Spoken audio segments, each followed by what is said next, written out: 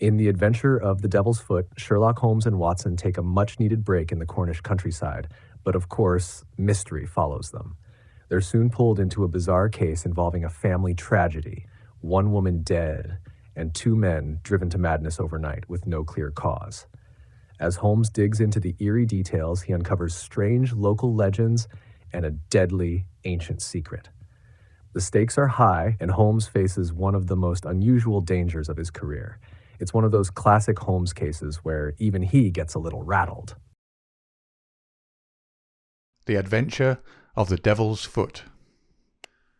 In recording from time to time some of the curious experiences and interesting recollections which I associate with my long and intimate friendship with Mr. Sherlock Holmes, I have continually been faced by difficulties caused by his own aversion to publicity. To his sombre and cynical spirit, all popular applause was always abhorrent, and nothing amused him more at the end of a successful case than to hand over the actual exposure to some orthodox official, and to listen with a mocking smile to the general chorus of misplaced congratulation. It was indeed this attitude upon the part of my friend, and certainly not any lack of interesting material, which has caused me of late years to lay very few of my records before the public.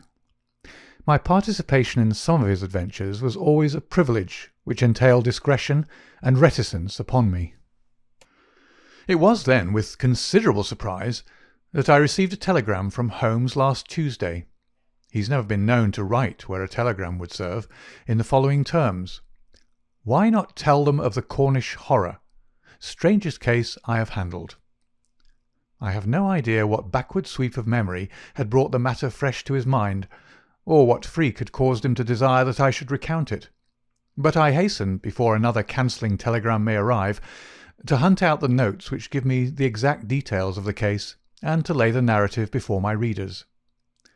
It was, then, in the spring of the year 1897, that Holmes' iron constitution showed some symptoms of giving way in the face of constant hard work of a most exacting kind, aggravated perhaps by occasional indiscretions of his own. In March of that year, Dr. Moore Agar of Harley Street, whose dramatic introduction to Holmes I may some day recount, gave positive injunctions that the famous private agent lay aside all his cases and surrender himself to complete rest if he wished to avert an absolute breakdown.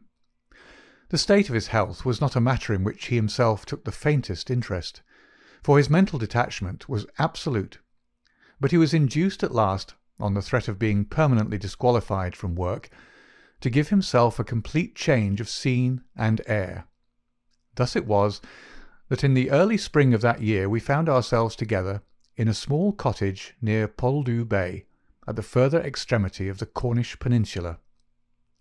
It was a singular spot, and one peculiarly well suited to the grim humour of my patient. From the windows of our little whitewashed house, which stood high upon a grassy headland, we looked down upon the whole sinister semicircle of Mounts Bay, that old death-trap of sailing vessels, with its fringe of black cliffs and surge-swept reefs, on which innumerable seamen have met their end. With a northerly breeze, it lies placid and sheltered, inviting the storm-tossed craft to tack into it for rest and protection. Then come the sudden swirl-round of the wind, the blistering gale from the south-west, the dragging anchor, the lee shore, and the last battle in the creaming breakers. The wise mariner stands far out from that evil place. On the land side our surroundings were as sombre as on the sea. It was a country of rolling moors, lonely and dun-coloured, with an occasional church tower to mark the site of some old-world village. In every direction, upon these moors, there were traces of some vanished race which had passed utterly away, and left as its sole record strange monuments of stone, irregular mounds which contained the burned ashes of the dead, and curious earthworks which hinted at prehistoric strife. The glamour and mystery of the place, with its sinister atmosphere of forgotten nations, appealed to the imagination of my friend, and he spent much of his time in long walks and solitary meditations upon the moor. The ancient Cornish language had also arrested his attention, and he had, I remember, conceived the idea that it was akin to the Chaldean, and had been largely derived from the Phoenician traders in tin. He had received a consignment of books upon philology, and was settling down to develop this thesis, when suddenly, to my sorrow and to his unfeigned delight, we found ourselves, even in that land of dreams, plunged into a problem at our very doors, which was more intense, more engrossing, and infinitely more mysterious than any of those which had driven us from London. Our simple life and peaceful, healthy routine were violently interrupted, and we were precipitated into the midst of a series of events which caused the utmost excitement, not only in Cornwall, but throughout the whole west of England. Many of my readers may retain some recollection of what was called at the time the Cornish horror, though a most imperfect account of the matter reached the London press. Now, after 13 years, I will give the true details of this inconceivable affair to the public. I have said that scattered towers marked the villages which dotted this part of Cornwall. The nearest of these was the hamlet of Tregennis Wallace, where the cottages of a couple of hundred inhabitants clustered round an ancient moss-grown church. The vicar of the parish, Mr. Roundhay, was something of an archaeologist, and as such Holmes had made his acquaintance. He was a middle-aged man, portly and affable, with a considerable fund of local lore. At his invitation we had taken tea at the vicarage, and had come to know also Mr. Mortimer Tregennis, an independent gentleman who increased the clergyman's scanty resources by taking rooms in his large, straggling house. The vicar, being a bachelor, was glad to come to such an arrangement, though he had little in common with his lodger, who was a thin, dark, spectacled man, with a stoop which gave the impression of actual physical deformity. I remember that during our short visit we found the vicar garrulous, but his lodger strangely reticent, a sad-faced, introspective man, sitting with averted eyes, brooding apparently upon his own affairs. These were the two men who entered abruptly into our little sitting-room on Tuesday, March the 16th, shortly after our breakfast hour, as we were smoking together, preparatory to our daily excursion upon the moors. "Mr. Holmes," said the vicar in an agitated voice, "the most extraordinary and tragic affair has occurred during the night. It is the most unheard-of business. We can only regard it as a special providence that you should chance to be here at the time, for in all England you are the one man we need." I glared at the intrusive vicar with no very friendly eyes, but Holmes took his pipe from his lips and sat up in his chair like an old hound who hears the view hallo. He waved his hand to the sofa, and our palpitating visitor with his agitated companion sat side by side upon it.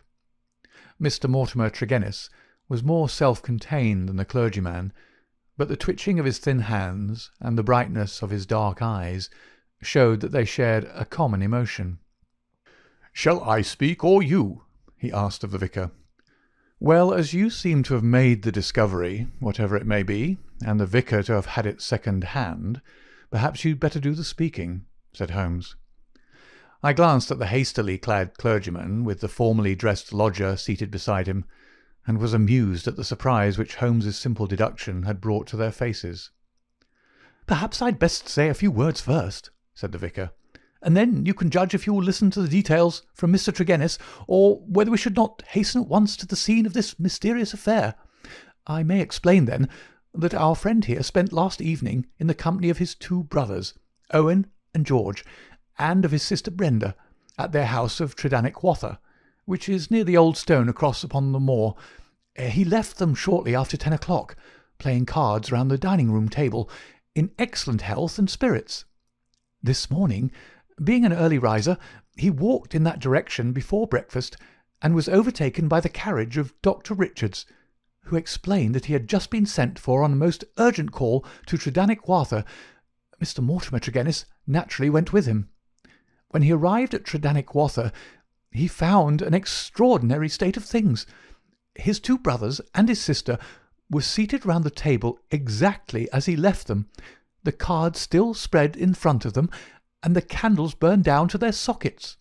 The sister lay back stone dead in her chair, while the two brothers sat on each side of her, laughing, shouting, and singing, the senses stricken clean out of them.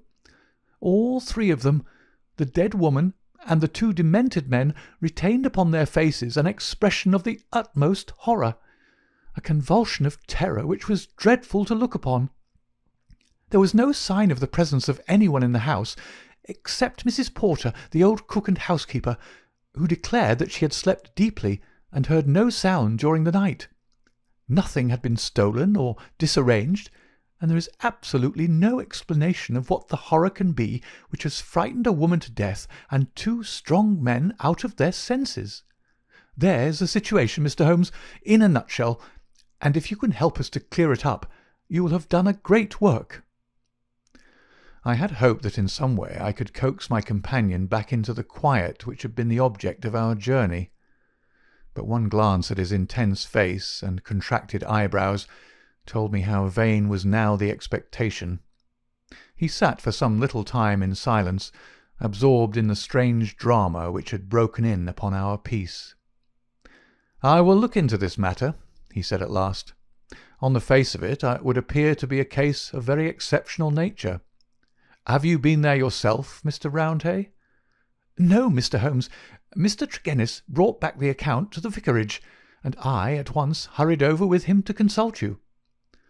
"How far is it to the house where this singular tragedy occurred?" "About a mile inland."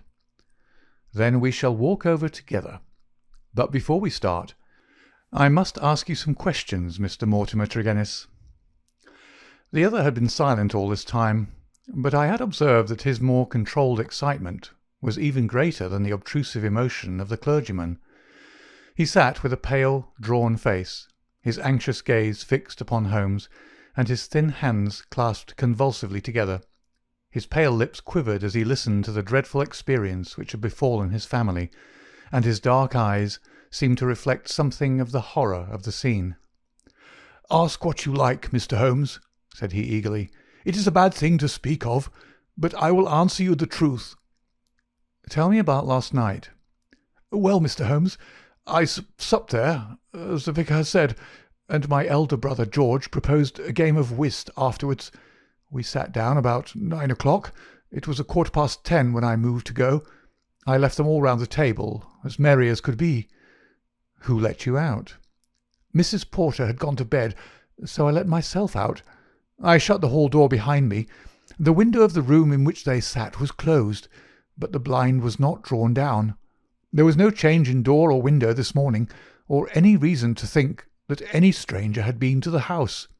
Yet there they sat, driven clean mad with terror, and Brenda lying dead of fright, with her head hanging over the arm of the chair.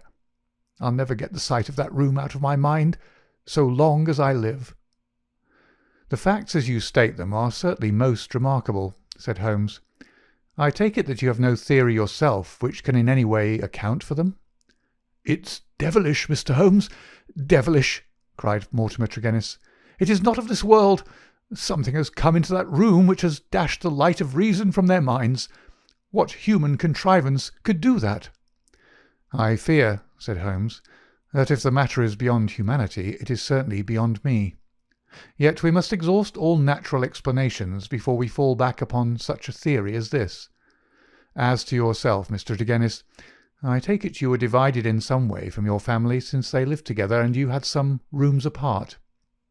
"That is so, Mr. Holmes, though the matter is past and done with. We were a family of tin miners at Redruth, but we sold our venture to a company, and so retired with enough to keep us. I won't deny that there was some feeling about the division of the money, and it stood between us for a time, but it was all forgiven and forgotten, and we were the best of friends together." "Looking back at the evening which you spent together, does anything stand out in your memory as throwing any possible light upon the tragedy? Think carefully, Mr. Tregennis, for any clue which can help me." "There's nothing at all, sir." "Your people were in their usual spirits?" "Never better." "Were they nervous people?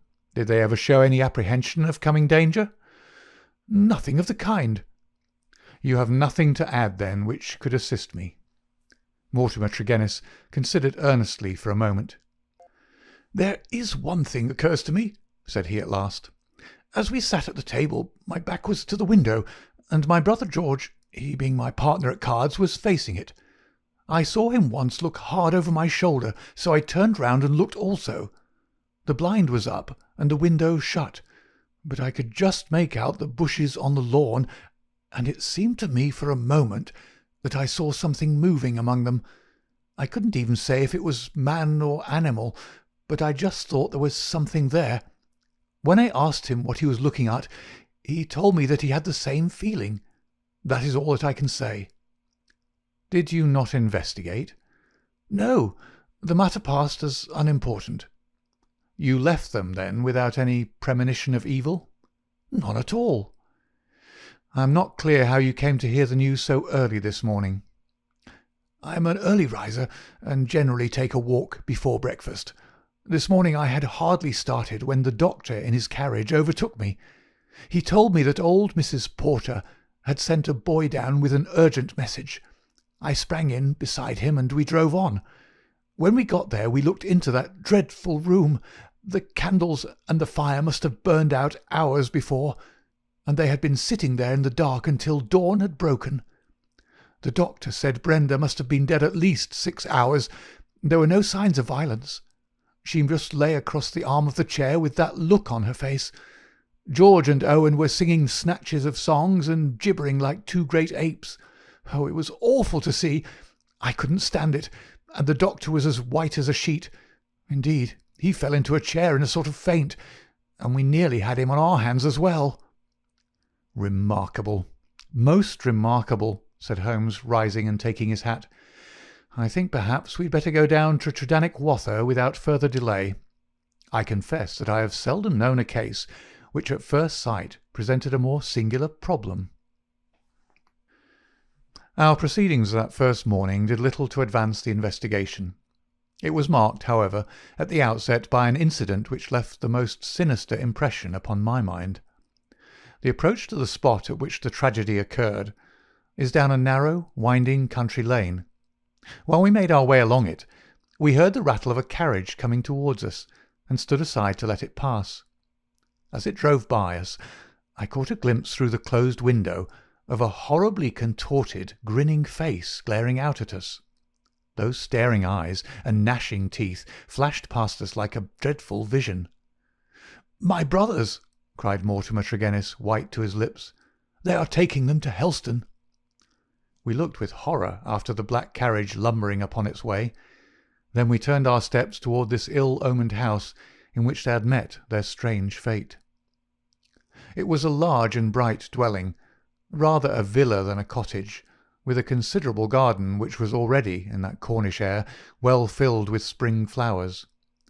Towards this garden the window of the sitting-room fronted, and from it, according to Mortimer Tregennis, must have come that thing of evil which had, by sheer horror, in a single instant, blasted their minds. Holmes walked slowly and thoughtfully among the flower-pots, and along the path before we entered the porch. So absorbed was he in his thoughts, I remember, that he stumbled over the watering-pot, upset its contents, and deluged both our feet and the garden path. Inside the house we were met by the elderly Cornish housekeeper, Mrs. Porter, who, with the aid of a young girl, looked after the wants of the family. She readily answered all Holmes's questions. She had heard nothing in the night. Her employers had all been in excellent spirits lately, and she had never known them more cheerful and prosperous.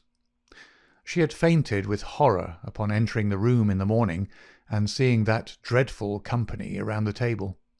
She had, when she recovered, thrown open the window to let the morning air in, and had run down to the lane when she sent a farm lad for the doctor. The lady was on her bed upstairs if we cared to see her. It took 4 strong men to get the brothers into the asylum carriage. She would not herself stay in the house another day, and was starting that very afternoon to rejoin her family at St. Ives.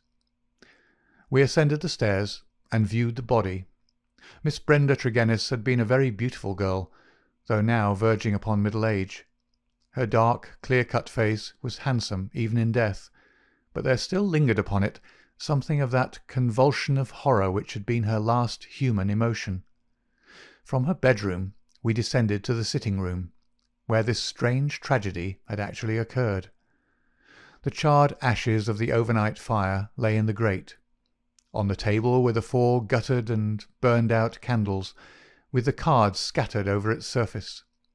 The chairs had been moved back against the walls, but all else was as it had been the night before. Holmes paced with light, swift steps about the room. He sat in the various chairs, drawing them up and reconstructing their positions. He tested how much of the garden was visible. He examined the floor, the ceiling, and the fireplace, but never once did I see that sudden brightening of his eyes and tightening of his lips which would have told me that he saw some gleam of light in this utter darkness. "Why a fire?" he asked once. "Had they always a fire in this small room on a spring evening?" Mortimer Tregennis explained that the night was cold and damp. For that reason, after his arrival, the fire was lit. "What are you going to do now, Mr. Holmes?" he asked. My friend smiled and laid his hand upon my arm. "I think, Watson, that I shall resume that course of tobacco poisoning which you have so often and so justly condemned," said he. "With your permission, gentlemen, we will now return to our cottage, for I am not aware that any new factor is likely to come to our notice here. I will turn the facts over in my mind, Mr. Tregennis, and should anything occur to me, I will certainly communicate with you and the vicar. In the meantime, I wish you both good morning." It was not until long after we were back in Poldhu Cottage that Holmes broke his complete and absorbed silence. He sat coiled in his armchair, his haggard and ascetic face hardly visible amid the blue swirl of his tobacco smoke, his black brows drawn down, his forehead contracted, his eyes vacant and far away. Finally, he laid down his pipe and sprang to his feet. "It won't do, Watson," said he with a laugh. "Let us walk along the cliffs together and search for flint arrows. We are more likely to find them than clues to this problem. To let the brain work without sufficient material is like racing an engine. It racks itself to pieces. The sea air, sunshine, and patience, Watson. All else will come. Now let us calmly define our position, Watson," he continued as we skirted the cliffs together. "Let us get a firm grip of the very little which we do know, so that when fresh facts arise we may be ready to fit them into their places. I take it, in the first place, that neither of us is prepared to admit diabolical intrusions into the affairs of men. Let us begin by ruling that entirely out of our minds. Very good. There remain 3 persons who have been grievously stricken by some conscious or unconscious human agency. That is firm ground. Now, when did this occur? Evidently, assuming his narrative to be true, it was immediately after Mr. Mortimer Tregennis had left the room. That is a very important point. The presumption is that it was within a few minutes afterwards. The cards still lay upon the table. It was already past their usual hour for bed, yet they had not changed their position or pushed back their chairs. I repeat, then, that the occurrence was immediately after his departure, and not later than 11 o'clock last night. Our next obvious step is to check, so far as we can, the movements of Mortimer Tregennis after he left the room. In this there is no difficulty, and they seem to be above suspicion. Knowing my methods as you do, you were, of course, conscious of the somewhat clumsy water-pot expedient by which I obtained a clearer impress of his foot than might otherwise have been possible. The wet, sandy path took it admirably. Last night was also wet, you will remember, and it was not difficult, having obtained a sample print, to pick out his track among others and to follow his movements. He appears to have walked away swiftly in the direction of the vicarage. If, then, Mortimer Tregennis disappeared from the scene, and yet some outside person affected the card-players, how can we reconstruct that person, and how was such an impression of horror conveyed? Mrs. Porter may be eliminated. She is evidently harmless. Is there any evidence that someone crept up to the garden window and in some manner produced so terrific an effect that he drove those who saw it out of their senses? The only suggestion in this direction comes from Mortimer Tregennis himself, who says that his brother spoke about some movement in the garden. That is certainly remarkable, as the night was rainy, cloudy, and dark. Anyone who had the design to alarm these people would be compelled to place his very face against the glass before he could be seen. There is a 3-foot flower border outside this window, but no indication of a footmark. It is difficult to imagine, then, how an outsider could have made so terrible an impression upon the company, nor have we found any possible motive for so strange and elaborate an attempt. You perceive our difficulties, Watson. "They are only too clear," I answered with conviction. "And yet, with a little more material, we may prove that they are not insurmountable," said Holmes. "I fancy that among your extensive archives, Watson, you may find some which were nearly as obscure. Meanwhile, we shall put the case aside until more accurate data are available, and devote the rest of our morning to the pursuit of Neolithic man." I may have commented upon my friend's power of mental detachment, but never have I wondered at it more than upon that spring morning in Cornwall, when for 2 hours he discoursed upon celts, arrowheads, and shards, as lightly as if no sinister mystery were waiting for his solution. It was not until we had returned in the afternoon to our cottage that we found a visitor awaiting us, who soon brought our minds back to the matter in hand. Neither of us needed to be told who that visitor was. The huge body, the craggy and deeply seamed face with the fierce eyes and hawk-like nose, the grizzled hair which nearly brushed our cottage ceiling, the beard, golden at the fringes and white near the lips save for the nicotine stain from his perpetual cigar. All these were as well known in London as in Africa, and could only be associated with the tremendous personality of Dr. Leon Sterndale, the great lion hunter and explorer. We had heard of his presence in the district, and had once or twice caught sight of his tall figure upon the moorland paths. He made no advances to us, however, nor would we have dreamed of doing so to him, as it was well known that it was his love of seclusion which caused him to spend the greater part of the intervals between his journeys in a small bungalow buried in the lonely wood of Beauchamp-Ariens. Here, amid his books and his maps, he lived an absolutely lonely life, attending to his own simple wants and paying little apparent heed to the affairs of his neighbours. It was a surprise to me, therefore, to hear him asking Holmes in an eager voice whether he had made any advance in his reconstruction of this mysterious episode. "The county police are utterly at fault," said he, "but perhaps your wider experience has suggested some conceivable explanation.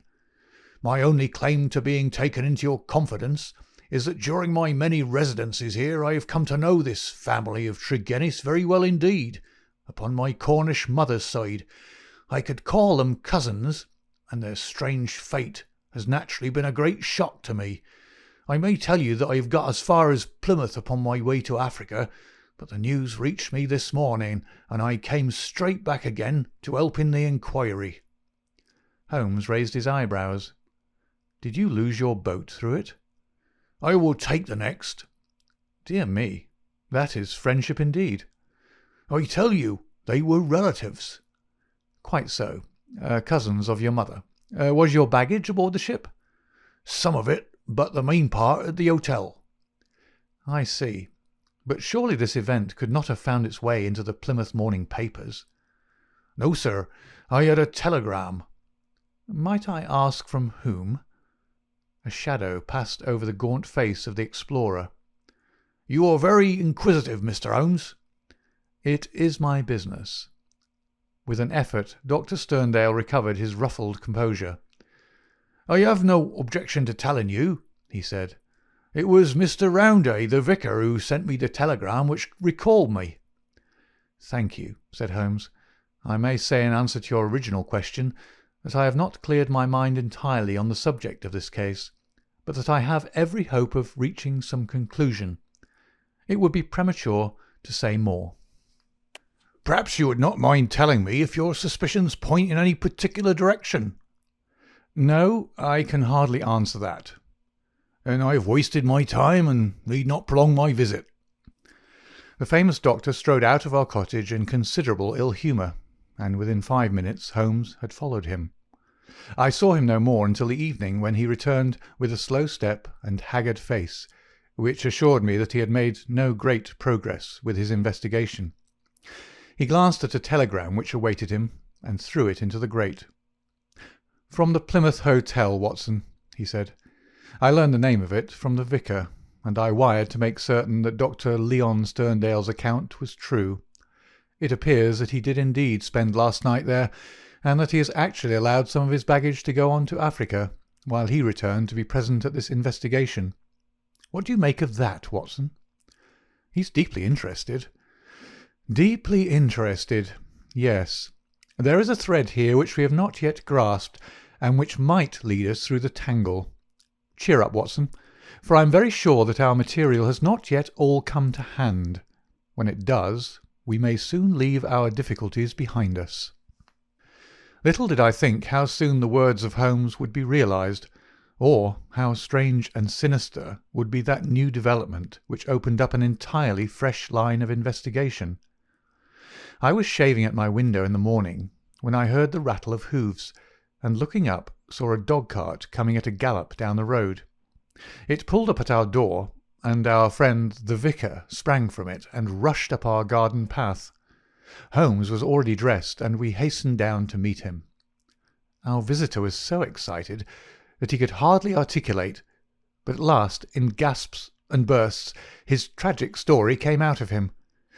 "We are devil-ridden, Mr. Holmes. My poor parish is devil-ridden," he cried. "Satan himself is loose in it. We are given over into his hands." He danced about in his agitation, a ludicrous object if it were not for his ashy face and startled eyes. Finally he shot out his terrible news. "Mr. Mortimer Tregennis died during the night, and with exactly the same symptoms as the rest of his family." Holmes sprang to his feet, all energy in an instant. "Can you fit us both into your dog-cart?" "Yes, I can." "Then, Watson, we will postpone our breakfast. Mr. Roundhay, we are entirely at your disposal. Hurry, hurry, before things get disarranged." The lodger occupied 2 rooms at the vicarage, which were in an angle by themselves, the one above the other. Below was a large sitting-room, above his bedroom. They looked out upon a croquet lawn which came up to the windows. We had arrived before the doctor or the police, so that everything was absolutely undisturbed. Let me describe exactly the scene as we saw it upon that misty March morning. It has left an impression which can never be effaced from my mind. The atmosphere of the room was of a horrible and depressing stuffiness. The servant, who had first entered, had thrown up the window, or it would have been even more intolerable. This might partly be due to the fact that a lamp stood flaring and smoking on the centre table. Beside it sat the dead man, leaning back in his chair, his thin beard projecting, his spectacles pushed up onto his forehead, and his lean dark face turned towards the window and twisted into the same direction of terror which had marked the features of his dead sister.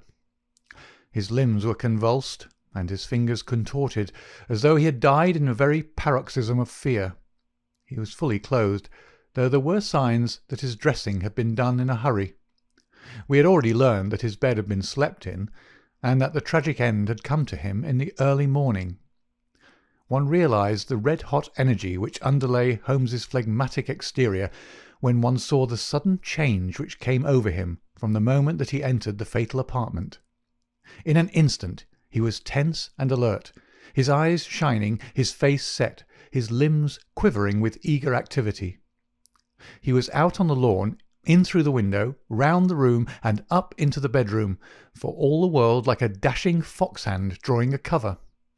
In the bedroom he made a rapid cast around, and ended by throwing open the window, which appeared to give him some fresh cause for excitement, for he leaned out of it with loud ejaculations of interest and delight.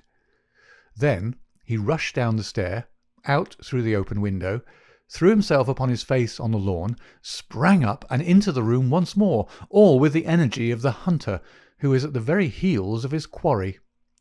The lamp, which was an ordinary standard, he examined with minute care, making certain measurements upon its bowl. He carefully scrutinized with his lens the talc shield which covered the top of the chimney, and scraped off some ashes which adhered to its upper surface, putting some of them into an envelope, which he placed in his pocket-book. Finally, just as the doctor and the official police put in an appearance, he beckoned to the vicar, and we all three went out upon the lawn. "I am glad to say that my investigation has not been entirely barren," he remarked.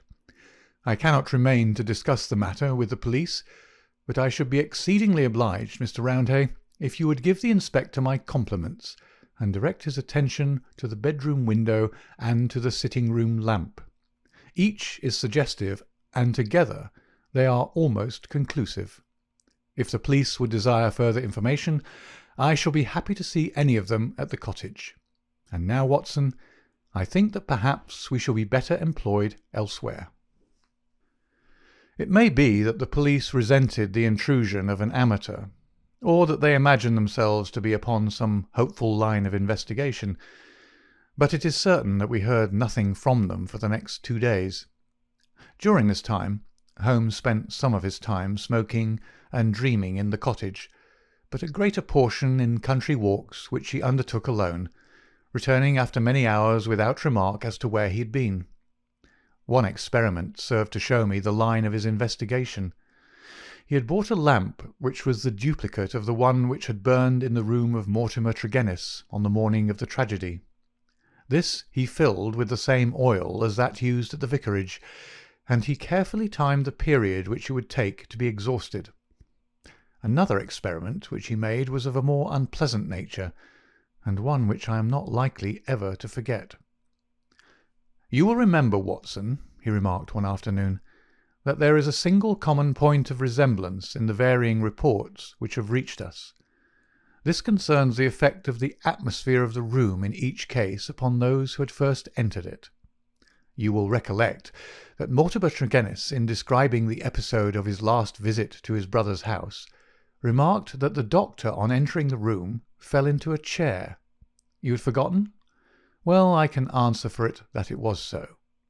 Now, you will remember also that Mrs. Porter, the housekeeper, told us that she herself fainted upon entering the room, and had afterwards opened the window in the second case, that of Mortimer Tregennis himself. You cannot have forgotten the horrible stuffiness of the room when we arrived, though the servant had thrown open the window. That servant, I found upon inquiry, was so ill that she had gone to her bed. You will admit, Watson, that these facts are very suggestive. In each case there is evidence of a poisonous atmosphere. In each case, also, there is combustion going on in the room. In the one case a fire, in the other a lamp. The fire was needed, but the lamp was lit, as a comparison of the oil consumed will show, long after it was broad daylight. Why? Surely because there is some connection between three things: the burning, the stuffy atmosphere, and, finally, the madness or death of those unfortunate people. That is clear, is it not? It would appear so. At least we may accept it as a working hypothesis. We will suppose, then, that something was burned in each case which produced an atmosphere causing strange toxic effects. Very good. In the first instance, that of the Tregennis family, this substance was placed in the fire. Now the window was shut, but the fire would naturally carry fumes to some extent up the chimney. Hence one would expect the effects of the poison to be less than in the second case, where there was less escape for the vapour. The result seems to indicate that it was so, since in the first case only the woman, who had presumably the more sensitive organism, was killed, the others exhibiting that temporary or permanent lunacy which is evidently the first effect of the drug. In the second case the result was complete. The facts, therefore, seem to bear out the theory of a poison which worked by combustion. With this train of reasoning in my head, I naturally looked about in Mortimer Tregennis's room to find some remains of this substance. The obvious place to look was the talc shelf, or smoke guard of the lamp. There, sure enough, I perceived a number of flaky ashes, and round the edges a fringe of brownish powder, which had not yet been consumed. Half of this I took as you saw, and I placed it in an envelope. Why half, Holmes? It is not for me, my dear Watson, to stand in the way of the official police force. I leave them all the evidence which I found. The poison still remained upon the talc, had they the wit to find it. Now, Watson, we will light our lamp. We will, however, take the precaution to open our window to avoid the premature decease of two deserving members of society, and you will seat yourself near that open window in an armchair, unless, like a sensible man, you determine to have nothing to do with the affair. Oh, you will see it out, will you? I thought I knew my Watson. This chair I will place opposite yours, so that we may be the same distance from the poison and face to face. The door we will leave ajar. Each is now in a position to watch the other and to bring the experiment to an end should the symptoms seem alarming. Is that all clear? Well then, I take our powder, or what remains of it, from the envelope, and I lay it above the burning lamp, so. Now, Watson, let us sit down and await developments. They were not long in coming. I had hardly settled in my chair before I was conscious of a thick, musky odour, subtle and nauseous. At the very first whiff of it, my brain and my imagination were beyond all control. A thick black cloud swirled before my eyes, and my mind told me that in this cloud, unseen as yet, but about to spring out upon my appalled senses, lurked all that was vaguely horrible, all that was monstrous and inconceivably wicked in the universe. Vague shapes swirled and swam amid the dark cloud-bank, each a menace and a warning of something coming, the advent of some unspeakable dweller upon the threshold, whose very shadow would blast my soul. A freezing horror took possession of me. I felt that my hair was rising, that my eyes were protruding, that my mouth was opened and my tongue like leather. The turmoil within my brain was such that something must surely snap. I tried to scream, and was vaguely aware of some hoarse croak which was my own voice, but distant and detached from myself. At the same moment, in some effort of escape, I broke through that cloud of despair and had a glimpse of Holmes's face, white, rigid, and drawn with horror, the very look which I had seen upon the features of the dead. It was that vision which gave me an instant of sanity and of strength.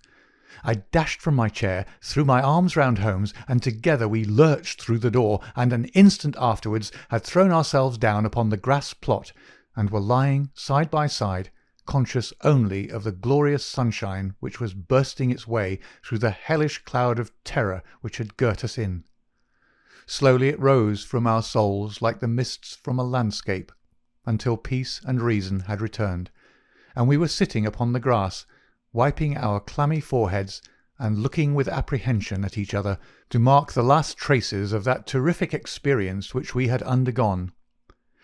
"Upon my word, Watson," said Holmes at last with an unsteady voice, "I owe you both my thanks and an apology. It was an unjustifiable experiment, even for one's self, and doubly so for a friend. I'm really very sorry." "You know," I answered with some emotion, for I have never seen so much of Holmes's heart before, "that it is my greatest joy and privilege to help you." He relapsed at once into the half-humorous, half-cynical vein which was his habitual attitude to those about him. "It would be superfluous to drive us mad, my dear Watson," said he. "A candid observer would certainly declare that we were so already before we embarked upon so wild an experiment. I confess that I never imagined that the effect would be so sudden and so severe." He dashed into the cottage, and, reappearing with the burning lamp held at full arm's length, he threw it among a bank of brambles. "We must give the room a little time to clear. I take it, Watson, that you have no longer a shadow of a doubt as to how these tragedies were produced?" "None whatever." "But the cause remains as obscure as before. Come into the arbour here and let us discuss it together. That villainous stuff seems still to linger round my throat. I think we must admit that all the evidence points to this man Mortimer Tregennis having been the criminal in the first tragedy, though he was the victim in the second one. We must remember, in the first place, that there is some story of a family quarrel followed by a reconciliation. How bitter that quarrel may have been, or how hollow the reconciliation, we cannot tell. When I think of Mortimer Tregennis, with the foxy face and the small, shrewd, beady eyes behind the spectacles, he is not a man whom I should judge to be of a particularly forgiving disposition. Well, in the next place, you will remember that this idea of someone moving in the garden, which took our attention for a moment from the real cause of the tragedy, emanated from him. He had a motive in misleading us. Finally, if he did not throw the substance into the fire at the moment of leaving the room, who did do so?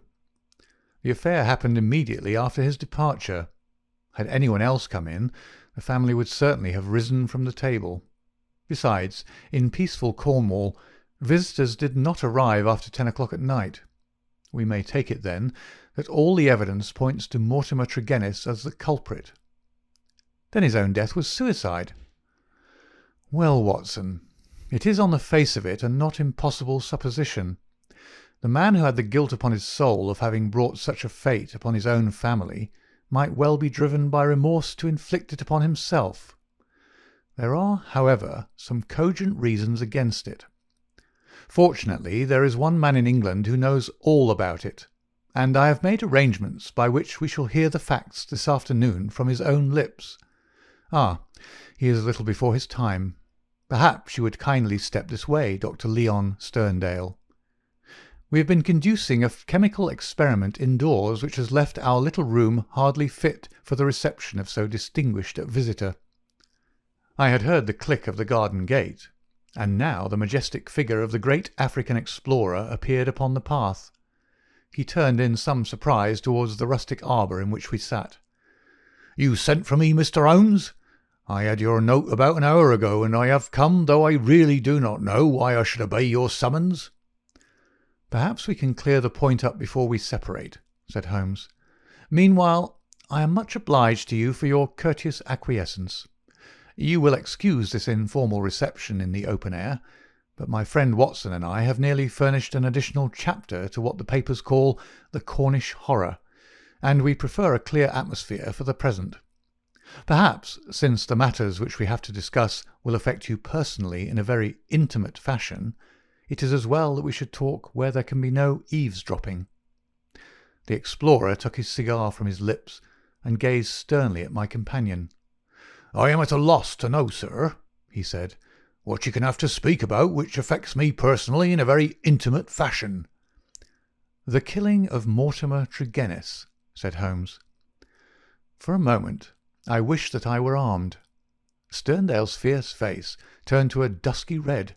His eyes glared, and the knotted, passionate veins started out in his forehead, while he sprang forward with clenched hands toward my companion.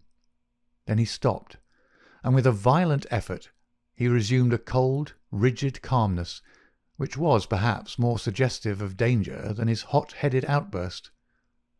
"I've lived so long among savages and beyond the law," said he, "that I've got me into the way of being a law to myself. You would do well, Mr. Holmes, not to forget it, for I have no desire to do you an injury." "Nor have I any desire to do you an injury, Dr. Sterndale. Surely the clearest proof of it is that, knowing what I know, I have sent for you and not for the police." Sterndale sat down with a gasp, overawed for perhaps the first time in his adventurous life. There was a calm assurance of power in Holmes's manner which could not be withstood. Our visitor stammered for a moment, his great hands opening and shutting in his agitation. "What do you mean?" he asked at last. "If this is a bluff upon your part, Mr. Holmes, you've chosen a bad man for your experiment. Let us have no more beating about the bush. What do you mean?" "I will tell you," said Holmes, "and the reason why I tell you is that I hope frankness may beget frankness. What my next step may be will depend entirely upon the nature of your own defence. My defence? Yes, sir. My defence against what? Against the charge of killing Mortimer Tregennis. Sterndale mopped his forehead with his handkerchief. Upon my word, you're getting on, said he. Do all your successes depend upon the prodigious power of bluff? The bluff, said Holmes sternly, is upon your side, Dr. Leon Sterndale, and not upon mine. As a proof, I will tell you some of the facts upon which my conclusions are based. Of your return from Plymouth, allowing much of your property to go on to Africa, I will say nothing, save that it first informed me that you were one of the factors which are to be taken into account in reconstructing this drama. I came back. I have heard your reasons and regard them as unconvincing and inadequate. We will pass that. You came down here to ask me whom I suspected. I refused to answer you. You then went to the vicarage, waited outside it for some time, and finally returned to your cottage. How do you know that? I followed you. I saw no one. That is what you may expect to see when I follow you. You spent a restless night at your cottage, and you formed certain plans, which in the early morning you proceeded to put into execution. Leaving your door just as day was breaking, you filled your pocket with some reddish gravel that was lying heaped beside your gate. Sterndale gave a violent start, and looked at Holmes in amazement. You then walked swiftly for the mile which separated you from the vicarage. You were wearing, I may remark, the same pair of ribbed tennis shoes which are at the present moment upon your feet. At the vicarage you passed through the orchard and the side hedge, coming out under the window of the lodger Tregennis. It was now daylight, but the household was not yet stirring. You drew some of the gravel from your pocket, and you threw it up at the window above you. Sterndale sprang to his feet. I believe that you are the devil himself, he cried. Holmes smiled at the compliment. It took 2 or possibly 3 handfuls before the lodger came to the window. You beckoned him to come down. He dressed hurriedly and descended to his sitting-room. You entered by the window. There was an interview, a short one, during which you walked up and down the room. Then you passed out and closed the window, standing on the lawn outside, smoking a cigar and watching what occurred. Finally, after the death of Tregennis, you withdrew as you had come. Now, Dr. Sterndale, how do you justify such conduct, and what were the motives for your actions? If you prevaricate or trifle with me, I give you my assurance that the matter will pass out of my hands forever. Our visitor's face had turned ashen grey as he listened to the words of his accuser. Now he sat for some time in thought, with his face sunk in his hands. Then, with a sudden impulsive gesture, he plucked a photograph from his breast pocket and threw it on the rustic table before us. That is why I've done it, said he. It showed the bust and face of a very beautiful woman. Holmes stooped over it. Brenda Tregennis, said he. Yes, Brenda Tregennis, repeated our visitor. For years I've loved her. For years she loved me. There is the secret of that Cornish seclusion which people have marvelled at. It has brought me close to the one thing on earth that was dear to me. I could not marry her, for I have a wife who has left me for years, and yet whom, by the deplorable laws of England, I could not divorce. For years Brenda waited. For years I waited, and this is what we have waited for. A terrible sob shook his great frame, and he clutched his throat under his brindled beard. Then, with an effort, he mastered himself and spoke on. The vicar knew.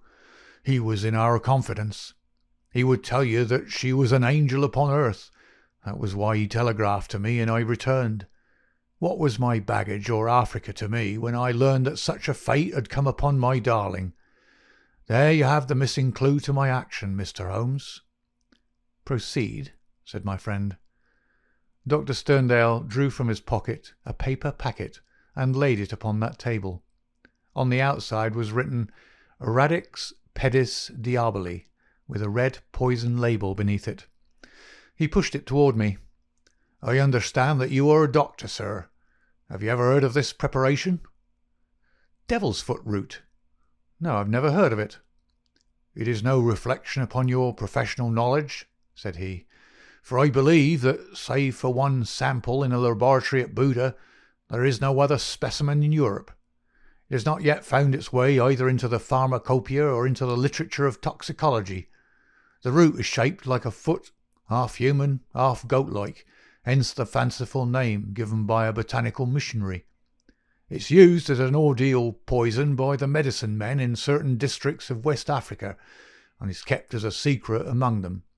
This particular specimen I obtained under very extraordinary circumstances in the Ubangi country. He opened the paper as he spoke, and disclosed a heap of reddish-brown, snuff-like powder. "Well, sir?" asked Holmes sternly. "I'm about to tell you, Mr. Holmes, all that actually occurred, for you already know so much that it's clearly to my interest that you should know all. I've already explained the relationship in which I stood to the Tregennis family. For the sake of the sister, I was friendly with the brothers. There was a family quarrel about money which estranged this man Mortimer, but it was supposed to be made up, and I afterwards met him as I did the others. He was a sly, subtle, scheming man. Several things arose which gave me a suspicion of him, but I had no cause for any positive quarrel. One day, only a couple of weeks ago, he came down to my cottage, and I showed him some of my African curiosities. Among other things, I exhibited this powder, and I told him of its strange properties, how it stimulates those brain centres which control the emotion of fear, and how either madness or death is the fate of the unhappy native who is subjected to the ordeal by the priest of his tribe. I told him also how powerless European science would be to detect it. How he took it, I cannot say, for I never left the room, but there is no doubt that it was then, while I was opening cabinets and stooping to boxes, that he managed to abstract some of that devil's foot root. I well remember how he plied me with questions as to the amount and the time that he was needed for its effect, but I little dreamed that he could have a personal reason for asking. I thought no more of this matter until the vicar's telegram reached me at Plymouth. This villain had thought that I would be at sea before the news could reach me, and that I should be lost for years in Africa. But I returned at once, of course. I couldn't listen to the details without feeling assured that my poison had been used. I came round to see you on the chance that some other explanation had suggested itself to you. But there could be none. I was convinced that Mortimer Tregennis was the murderer, that for the sake of money, and with the idea perhaps that if the other members of his family were all insane, he would be the sole guardian of their joint property. He'd used the devil's foot powder upon them, driven two of them out of their senses, and killed his sister Brenda, the one human being whom I've ever loved or who has ever loved me. There was his crime.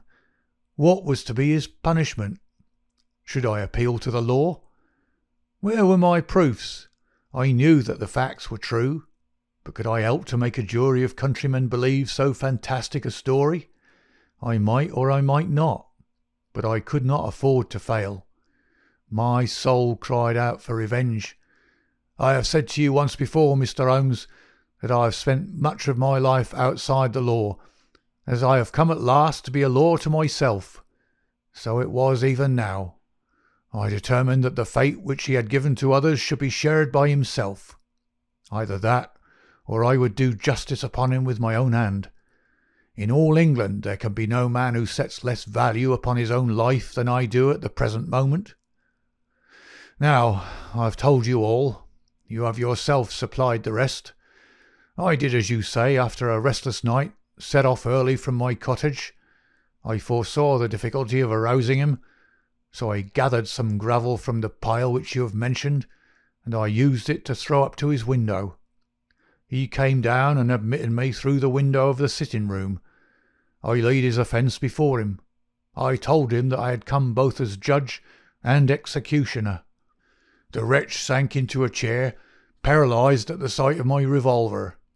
I lit the lamp, but the powder above it, and stood outside the window, ready to carry out my threat to shoot him should he try to leave the room. In 5 minutes he died. My God, how he died! But my heart was flint, for he endured nothing which my innocent darling had not felt before him. There's my story, Mr. Holmes. Perhaps if you loved a woman, you'd have done as much yourself. At any rate, I'm in your hands. You can take what steps you like. As I've already said, there's no man living who can fear death less than I do."